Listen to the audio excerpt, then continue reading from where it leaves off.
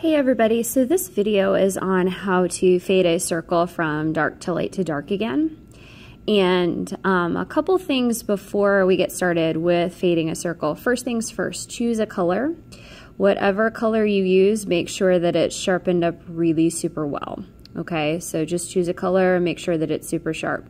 Also, in order to fade from dark to light to dark again, I just want to share with you some of the fades that we have practiced before.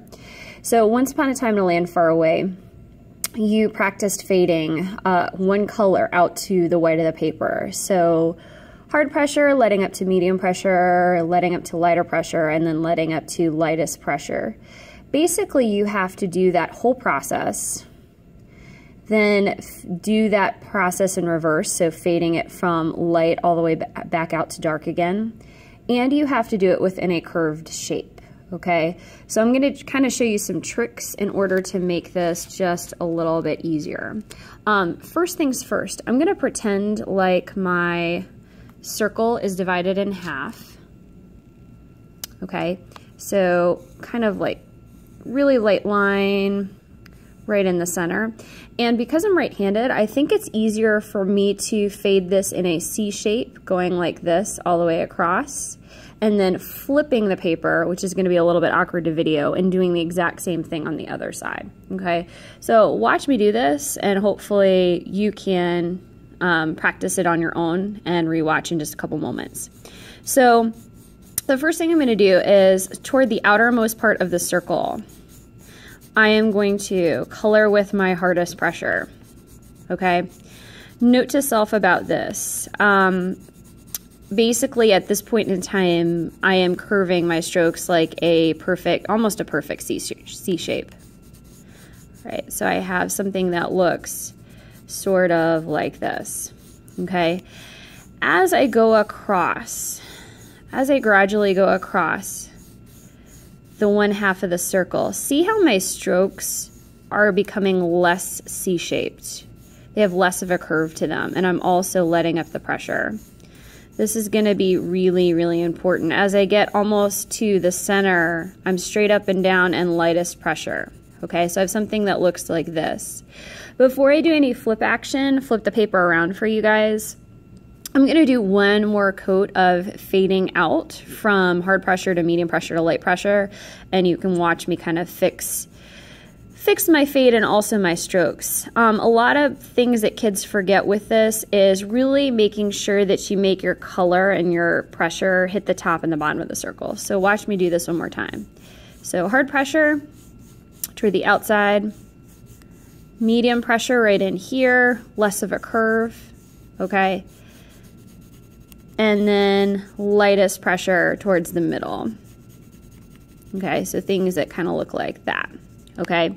So right now, this actually is a pretty decent start to my circle fade. Now, here's where life becomes a little bit complicated, and hopefully I won't knock you too badly. At this point in time, I'm going to do the paper flip, okay? So see how at this point in time, all I did was flip my paper around, and I can do the exact same thing that I literally just did on the opposite side. It's so much easier for me to do my C-shape fade than do it the opposite way. If you can do it the opposite way because you have skills, that's great for you, okay? So on this side, it's gonna be the same deal, all right?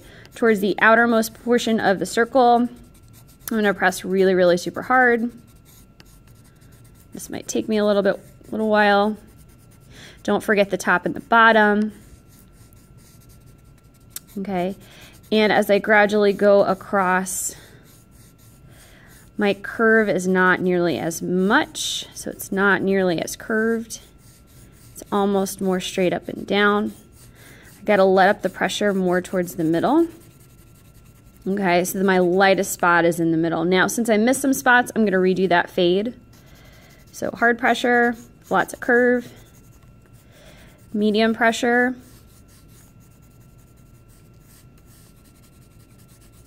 and as I go across, lightest pressure in the middle So something that looks like this. If you miss any spots, you can go back in and match the pressure.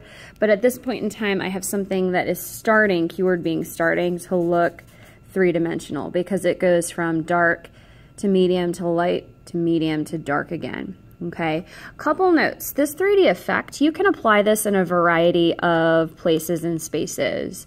Anything that is round in nature, things like fruits would be good, or if you're trying to do this on bubbles or the center of a flower or anything that has a circular shape to it.